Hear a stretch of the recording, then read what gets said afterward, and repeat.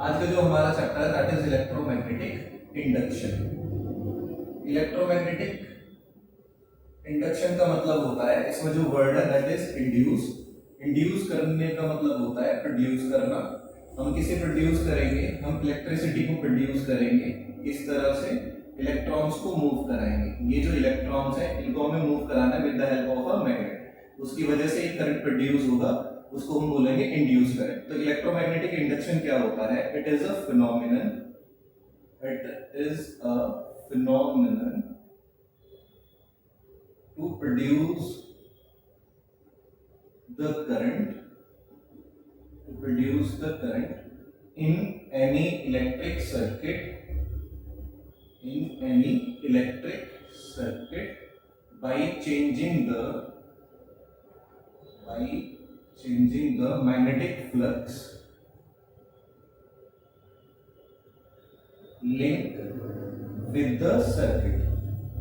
यानी हमें करना क्या है कि हमें किसी भी क्लोज सर्किट के मैग्नेटिक फ्लक्स को चेंज करना है, जिसकी वजह से क्या होगा कि हमारा एक करंट प्रोड्यूस होगा।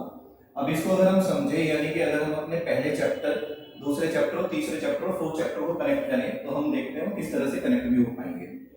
कि ये हमारे पास कोई भी एक वायर है या कंडक्टर है, इसमें ये इलेक्ट्रॉन है, इसको इस पॉइंट से इस पॉइंट पे मूव कराना है। तो हमने क्या किया था सेकंड चैप्टर में, इसको हमने एक बैटरी से यहाँ कनेक्ट कर लिया था, यानी कि पोटेंशियल क्रिएट किया इस वायर के अराउंड।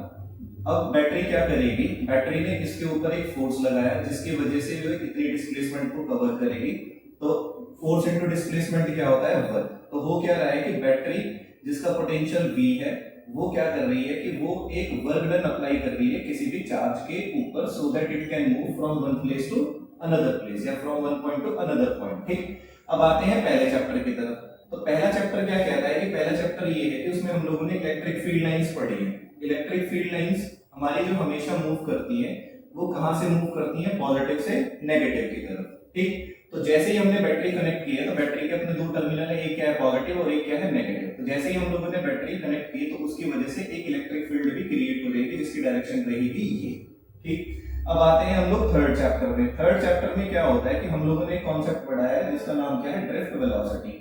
तो ड्रिफ्ट वेलोसिटी क्या होती है कि ड्रिफ्ट वेलोसिटी इस चार्ज की वो वेलोसिटी है जब हमने किसी भी कंडक्टर के अक्रॉस एक बैटरी कनेक्ट की जिसकी वजह से इलेक्ट्रिक फील्ड प्रोड्यूस हुई, और इस इलेक्ट्रिक फील्ड के इन्फ्लुएंस की वजह से ये जो चार्ज है ये मूव कर रहा है towards the positive terminal of battery. ठीक, तो ड्रिफ्ट वेलोसिटी कब आई है? ड्रिफ्ट वेलोसिटी आई है जब हमारे पास इलेक्ट्रिक फील्ड सर्किट में प्रोड्यूस हो गई है।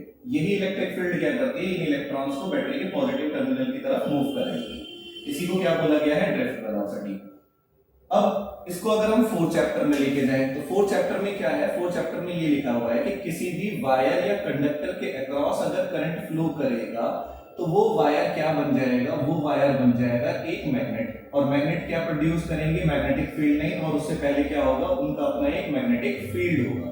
तो अल्टीमेटली हो क्या रहा है? अल्टीमेटली ये हो रहा है कि बैटरी कनेक्ट की, बैटरी की वजह से इलेक्ट्रिक फील्ड ने इनको मूव कराया, इनको मूव करने की वजह से करंट प्रोड्यूस हुआ, करंट प्रोड्यूस होने की वजह से ये क्या बन गया? एक मैग्नेट है तो इनका क्या होगा? Electric field. तो इसका मतलब क्या है कि फाइनली हम लोग ये बोल सकते हैं कि हम लोगों ने इलेक्ट्रिक फील्ड की हेल्प से किसको प्रोड्यूस करा दिया है? मैग्नेटिक फील्ड को। तो इसी कॉन्सेप्ट का यूज करके इस चैप्टर में हम लोग जो पढ़ेंगे, हमको ये पढ़ना है कि क्या हम एक मैग्नेट की हेल्प से क्या हम चार्जेस को चला पाएंगे या नहीं चला पाएंगे। क्योंकि अगर हम यहाँ पे न्यूटन के थर्ड लॉ को भी लेके आए तो एक्शन अगेंस्ट क्या होता है? रिएक्शन। यानी इलेक्ट्रिक फील्ड की वजह से अगर मैग्नेटिक फील्ड प्रोड्यूस हुई है तो मैग्नेटिक फील्ड की वजह से इलेक्ट्रिक फील्ड भी प्रोड्यूस होगी। इस बात के बारे में एक नया चैप्टर जो रहेगा अल्टरनेटिंग करंट के बाद, ठीक, ईएम वेव्स, उसमें मैक्सवेल ने ये वाली बात भी बोली थी कि अगर इलेक्ट्रिक फील्ड की वजह से मैग्नेटिक फील्ड प्रोड्यूस हो रही है तो मैग्नेटिक फील्ड की वजह से इलेक्ट्रिक फील्ड भी प्रोड्यूस होगी ही होगी। ठीक, तो ये कहानी यहाँ पर रहेगी ही रहेगी। तो अब इसमें एक टॉपिक आया निकल के जिसका नाम क्या है? Magnetic flux. तो हम मैग्नेटिक फ्लक्स को अगर हम पहले चैप्टर से जोड़ें तो इलेक्ट्रिक फ्लक्स क्या होता है? इलेक्ट्रिक फ्लक्स ये बताता है कि किसी भी एक क्लोज सरफेस से, कितनी भी क्लोज हो या लेकिन सरफेस होनी चाहिए हो, किसी भी शेप की हो, किसी भी साइज की हो, तो उससे कितनी इलेक्ट्रिक फील्ड लाइंस पास होकर जा रही हैं। तो सेम वे में मैग्नेटिक फ्लक्स क्या करता है? इट डिटरमाइंस, ये डिटरमाइन कराता है It determines the number of magnetic field lines. Number of magnetic field lines passing through a closed surface normally. कि किसी भी क्लोज सरफेस से कितनी मैग्नेटिक फील्ड लाइंस पास होकर जा रही हैं, इसी को क्या बोला गया है, फ्लक्स। तो अगर हम इसे देखें कि हमने ना एक क्लोज सरफेस ली है इस तरह से, अब ये किसी भी शेप की हो, साइज की हो, तो हमने यहाँ पर एक क्लोज सरफेस है, तो ये जो क्लोज सरफेस रहेगी, तो इस क्लोज सरफेस का अपने एक एरिया वेक्टर रहेगा, और इस एरिया वेक्टर की डायरेक्शन क्या रहती है, हमेशा परपेंडिकुलर टू द सरफेस और आउटसाइड द सरफेस, बाहर की तरफ और परपेंडिकुलर रहेगी सरफेस के ऊपर, ये रहेगी एरिया वेक्टर की डायरेक्शन। तो हमने एक एरिया वेक्टर बना दिया इधर की तरफ, ये बन गया एरिया वेक्टर, ये इसकी डायरेक्शन है। तो magnetic field lines area vector के साथ एक एंगल बनाकर इस सरफेस से क्या हो रही है, पास, जो एंगल कितना है, थीटा।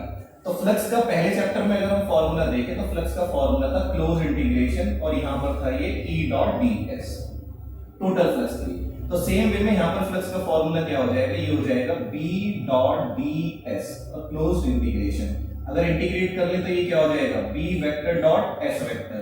अब अगर हम यहां पर देखें तो ये प्रोडक्ट कौन सा है, दिस इज स्केलर प्रोडक्ट, और स्केलर प्रोडक्ट में अगर इसे मैग्नीट्यूड की फॉर्म में लिखें तो S4 scalar S4 sin theta नहीं आएगा, तो यहां पर कौन आएगा फिर, cos थीटा।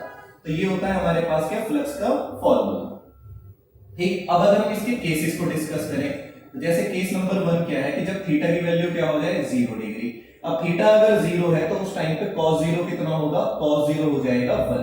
अब cos 0 1 होने का मतलब क्या है कि जैसे ये सरफेस है तो ये इसका क्या है, एरिया वेक्टर, यहां से ये मैग्नेटिक फील्ड लाइंस जा रही हैं, तो मैग्नेटिक फील्ड लाइन और एरिया वेक्टर के बीच में एक एंगल बना जिसका जो एंगल कितना है, 0 डिग्री। तो 0 डिग्री है तो फ्लक्स की वैल्यू कितनी आ जाएगी, फ्लक्स आ जाएगा phi is equal to bs। तो अगर इस डायग्राम में अगर हम 0 डिग्री दिखाएं तो ये है b वेक्टर, और b वेक्टर अब हो जाएगा इस तरह से, तो ये हो गया 0 डिग्री। तो डायग्राम बन गया ये हमारा इस तरह से, तो ये तो आ गया एरिया वेक्टर, और ये डायरेक्शन चली गई सब b वेक्टर, और ये भी चला गया b vector. Case number second हमारा कहता है जब थीटा की वैल्यू कितनी हो जाए, 90 डिग्री, तो cos 90 कितना होता है, cos 90 होता है हमारा 0। तो फ्लक्स की भी वैल्यू कितनी हो जाएगी, फ्लक्स हो जाएगा ba cos 90, और cos 90 हो गया फिर 0 किस तरह से होगा कि ये एरिया वेक्टर सरफेस इस तरह से ओरिएंट थी और मैग्नेटिक फील्ड लाइन जा रही है ऐसे। अब इस एरिया वेक्टर को कर दिया गया है 90 डिग्री, तो अब इस सरफेस से जो ये मैग्नेटिक फ्लक्स लाइन पहले पास हो रही थी, अब वो अलोंग द सरफेस इस तरह से निकल जाएगी। तो यहाँ पर कोई भी मैग्नेटिक फील्ड लाइन अगर इस सरफेस से पास नहीं करेगी तो इसका मैग्नेटिक फ्लक्स क्या हो जाएगा, 0। तो ये रखी अब हमने सरफेस को इस तरह से, ये गया एरिया वेक्टर और ये गई मैग्नेटिक फील्ड लाइंस। लास्ट इसका जो केस है, केस नंबर 3, जब थीटा की वैल्यू कितनी हो जाए, 180, और cos 180 होता है -1, तो -1 है तो इसका मतलब फ्लक्स कितना हो जाएगा, ba cos 180। तो फ्लक्स की वैल्यू आ गई है हमारे पास -ba। अब -ba का मतलब ये है कि पहले मैग्नेटिक फील्ड लाइन के साथ 0 डिग्री, फिर 90 डिग्री, और फिर अब ये हो गया इस तरह से हमारा ये रहेगा 180। तो देखो पहले क्या हो रहा है कि सरफेस से मैग्नेटिक फील्ड लाइंस निकल रही है, ठीक, बाहर की तरफ एग्जिट हो रही है यहां से, यहां अलोंग द सरफेस है, और यहां पर ये मैग्नेटिक फील्ड लाइंस क्या कर रही है, इसके अंदर एंट्री कर रही है। तो एक बार एग्जिट थी और एक बार क्या है, एंट्री। और एंट्री और एग्जिट क्या है, अपोजिट साइंस। तो नेगेटिव क्या बताता है, नेगेटिव जो सिग्निफाई करेगा वो सिग्निफाई करता है अपोजिट साइंस को, या वो अपोजिट डायरेक्शन को ये सिग्निफाई करेगा नेगेटिव। लेकिन दोनों का जो मैग्नीट्यूड रहेगा, दोनों का मैग्नीट्यूड क्या रहेगा, वो सेम ही रहेगा। देखो यहाँ सरफेस एरिया, जो एरिया के लिए S यूज कर लिया, S, यहाँ पर ये भी S ही है हमारा bs cos 90, ये भी हमारा सरफेस एरिया के लिए bs है, और ये भी क्या है, bs, ठीक। तो ये हो गया हमारा सरफेस एरिया के लिए। तो ये एरिया वेक्टर की डायरेक्शन है, तो इसको भी हमने बाद में S से ही रिप्लेस कर दिया, क्योंकि एरिया को हमने S से रिप्रेजेंट कर रखा है। तो ये हो गया। नेगेटिव साइन क्या बताएगा कि फ्लक्स की डायरेक्शन क्या हो गई है, वो अपोजिट हो गई है। तो अगर हम फाइनली कंक्लूड करें तो फ्लक्स हमारा पॉजिटिव भी हो सकता है, फ्लक्स हमारा 0 भी हो सकता है, और फ्लक्स हमारा नेगेटिव भी हो सकता है।